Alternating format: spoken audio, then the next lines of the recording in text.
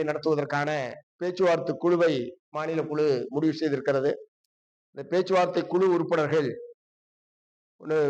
சண்முகம் மாநில செயலாளர், மாநில செயற்குழு உறுப்பினர்கள் தோழர் கனகராஜ், தோழர் சாமுவேல்ராஜ், தோழர் எஸ் கண்ணன் ஆகிய 4 பேர் கொண்ட பேச்சுவார்த்தை குழுவை மாநில குழு முடிவு செய்திருக்கிறது. அதே மாதிரி 26ஆம் ஆண்டு நடைபெற இருக்கக்கூடிய சட்டப்பேரவை தேர்தலில் மார்க்சிஸ்ட் கம்யூனிஸ்ட் கட்சியின் சார்பில் வெளியிடக்கூடிய தேர்தல் அறிக்கை தயாரிப்பதற்கான ஒரு குழு ஒன்றையும் மாநில குழு முடிவு செய்திருக்கிறது. அந்த குழுவினுடைய தலைவராக கட்சியினுடைய மாநில செயற்குழு உறுப்பினர், அரசியல் தலைமை குழு உறுப்பினர் தோழர் வாசுகி இருப்பார்.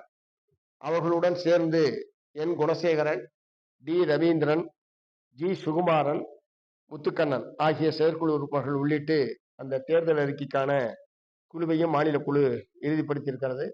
தேர்தலை பொறுத்த வரைக்கும் ஏற்கனவே நாங்கள் எங்களுடைய மாநில குழு முடிவாக தெரிவித்திருப்பதை போல பிஜேபி அதிமுக அணியை வரக்கூடிய சட்டப்பேரவை தேர்தலில் தோற்கடிப்பது என்பதுதான் எங்களுடைய முதன்மையான கடமை. அதற்குரிய முறையில் எங்களுடைய தேர்தல் பணிகள் என்பது இருக்கும்.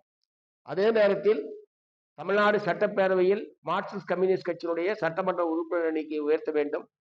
அதற்கேற்ப போட்டியிடக்கூடிய தொகுதிகளுடைய எண்ணிக்கையும் அதிகப்படுத்தி போட்டியிட வேண்டும் என்பதையும் மாநில குழு என்பது முடிவு செய்திருக்கிறது.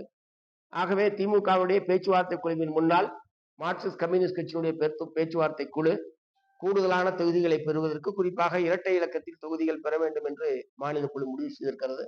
அதை நாங்கள் பேச்சுவார்த்தை குழுவின் முன்னால் பெறுவதற்கான முயற்சிகளை பேச்சுவார்த்தை குழு மேற்கொள்ளும் என்பதுதான் நான் இப்ப சொல்ல வேண்டியது.